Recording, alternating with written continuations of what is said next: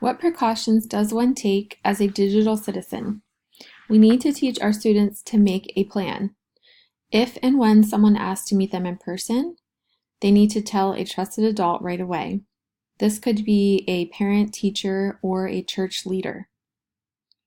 They need to make a plan if they're being bullied or threatened online. And we need to teach our students to ignore mean or threatening messages, block the sender, and then tell a trusted adult who can help them report it. In the case of cyberbullying, students shouldn't forward embarrassing photos or messages. They shouldn't comment on insulting or harassing posts. They need to ignore and report. They should report it to a teacher and also to the website or app that it's taking place on. And lastly, as teachers and parents, we can teach them the acronym THINK. Before they post, they need to remember, is it true?